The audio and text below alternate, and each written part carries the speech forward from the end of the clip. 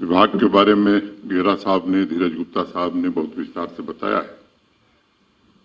मुझे लगता है कि अगर मानव इतिहास की तरफ हम थोड़ी अपनी दृष्टि ले जाएं, तो शायद ही कभी ऐसा वक्त आया होगा जब इंसान और जंगल एक दूसरे से अलग देखे गए होंगे। प्रकृति ही परिवार है, ऐसी धारणा और ऐसे संस्कार हमारे पूर्वजों ने हमें दिए थे। इसलिए वन दिवस या फॉरेस्ट डे को मैं किसी सरकारी कार्यक्रम का हिस्सा नहीं, बल्कि समाज के एक पवित्र त्योहार के रूप में देखता हूं।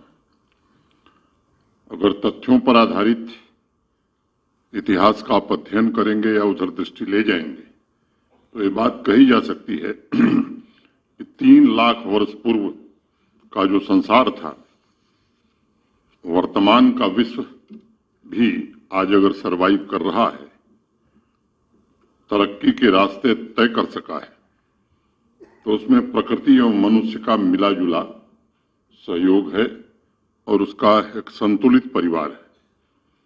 और संतुलित परिवार ही खुशहाल परिवार होता है। हमारे देश में प्राचीन काल में अगर आप देखें तो जन्म से लेकर मृत्यु तक जिस प्रकार बच्चों एवं माता पिता के संबंध थे, उसी प्रकार परिवार के सदस्यों एवं जंगलों का भी संबंध था। जब बच्चा पैदा होता था तो एक समय था जब उसके संस्कार जंगल में ही होते थे। थोड़ा बड़ा होता था, पढ़ाई के लिए भी उसे जंगल ही भेजा जाता था। इस तरह पूरे जीवन चक्र में कहीं न कहीं प्रकृति से उसका गहरा नाता बना रहता था। आज की तारीख में लेटेस्ट और सबसे बड़े आविष्कार आर्टिफिशियल इंटेलिजेंस के टूल चैट जीपीटी से अगर आप पूछेंगे कि सृष्टि कैसे बनी, तो जानते हैं जवाब क्या मिलता है कि सृष्टि का निर्माण 5 तत्वों से हुआ। हजारों लाखों वर्ष पूर्व उपनिषद हमारे यही बात कहते हैं कि समूची सृष्टि 5 तत्वों का ही निर्माण है, संतुलन है।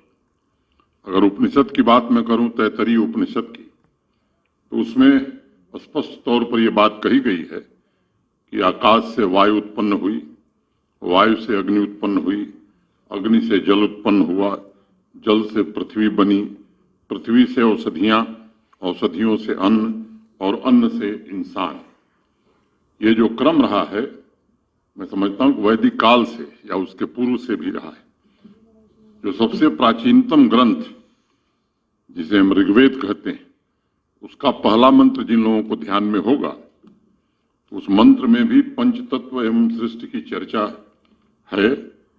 और इस पवित्र ग्रंथ के औषधि सूत्र में लिखा है कि पेड़ पौधे, जंगल दरअसल इंसान के लिए रक्षा कवच के समान है और हमें जीवन पर्यंत इनका साथ नहीं छोड़ना चाहिए।